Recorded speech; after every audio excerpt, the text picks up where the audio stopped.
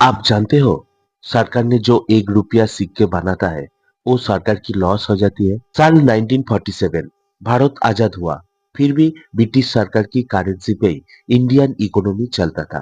1950 भारत सरकार ने खुद 1 रुपया की सिक्के तैयार करने लगे। इस 1 रुपया की कॉइन रिजर्व बैंक द्वारा जारी होता है, लेकिन खुद इंडियन गवर्नमेंट ने बनाता है। 1992 1 रुपया की सिक्के तैयार में स्टेनलेस स्टील यूज करने लगे। इसी सिक्के की वेट 3.76 ग्राम, डायमीटर 21.93 मिलीमीटर और थिकनेस 1.45 मिलीमीटर। 1 रुपया की कॉइन बनाने के लिए जो स्टेनलेस स्टील यूज होता है वो लगभग 70 पैसा लगता है। प्रोडक्शन और डिस्ट्रीब्यूशन में लगभग 41 से लेके 48 पैसे लगता है। अर्थात 1 रुपया सिक्के बनाने में सरकार की 1.11 से 1.18 रुपया खर्च होता है। सरकार की लगभग 11 पैसे से 18 पैसे लॉस हो जाती है।